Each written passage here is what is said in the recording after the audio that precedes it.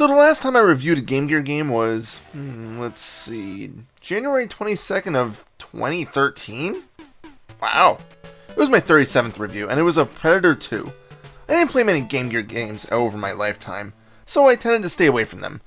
However, since it's September, and there's a total of about 2 million Sonic games, I figure I can hit all the Game Gear games that I have access to this month. I've played them all in the Sonic Mega Collection Plus on the PS2, since that's the easiest way to access them. Since these are Game Gear reviews, they might be fairly short. I guess that's good, because that way I can set up for my October reviews. Regardless, I'll try to be fair to them, as I'll be honest, none of them are particularly good. So for week 1, I'm looking at the original Sonic the Hedgehog. Again, if you weren't paying attention, there's going to be a Game Gear version. The first Sonic game was great. It had speed, it had action, and the ring system was unique. So Sega tried to make a portable game of it. Unfortunately, it's fairly lacking. Let's start with the obvious. Could the Sega voice be any scratchier? I'm just kidding. I wasn't expecting that much due to this being on portable hardware. I'm actually kind of surprised they fit that in there in the first place. That aside, the title music is fairly loyal to the original. In fact, a lot of the music is just remixed in order to sound better on the Game Gear's tiny speakers. Let's take the Green Hill Zone. If you play the original music from the Genesis version, and then the Game Gear version, you'll definitely hear the similarities. Of course, only the first level was similar to the Genesis game. At least as far as I know, because I couldn't pass the second zone's boss. Wait, what? Yeah, you heard that right. I couldn't pass the second zone, the bridge zone. There's a main reason for this, which I'll get to in a few minutes. First, I'll discuss the gameplay for those who have somehow never played a Sonic game. Sonic is...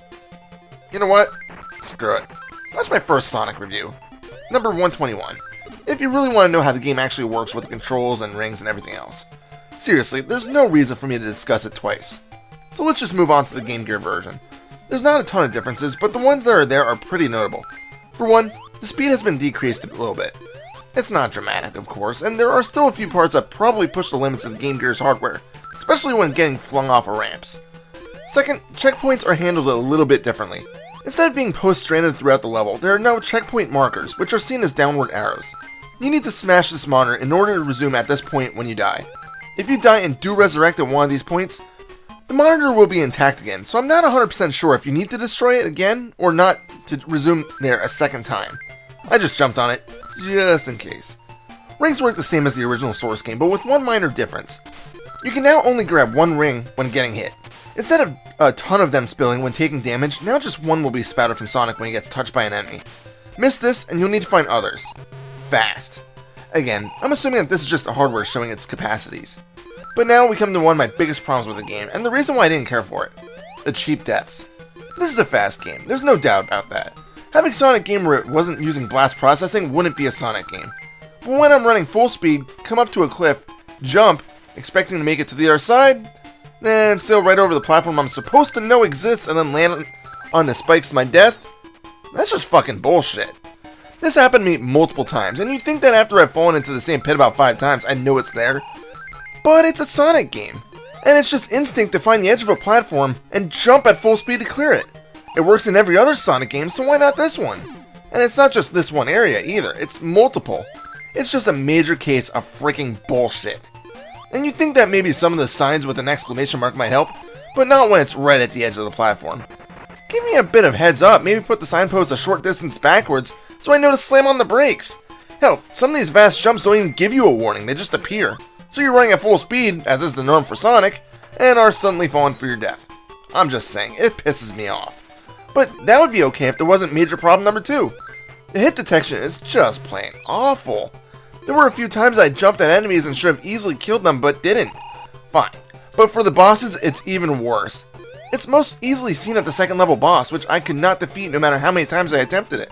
You'd think it'd be simple. You hop on Robotnik as he fires a few balls.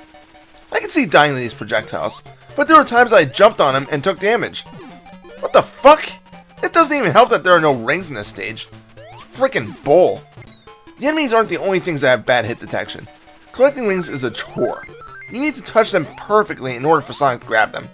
One pixel off and you're out of luck. After the second boss stage, I just decided to give up. The game just wasn't interesting to me, and the frustrating parts were just making me rage. but I've got one more thing to talk about before I wrap this up. The special stages are different than the original game. Chaos Emeralds, which I'm assuming are still required to get a good ending, are now just in plain sight in the stages, provided that you want to explore a bit to find them. Here, the special stages are just for continues and extra lives. If you get 100 rings, the counter resets and you get an extra life. Strange quirk, if you finish the stage with more than 100 rings, you only get credit for what is shown. It doesn't roll over. So you have to decide if you want an extra life or a high score. I'd go for the lives. And that's all I got for Sonic the Hedgehog on the Game Gear. Simply put, just play the source game. It's much, much better.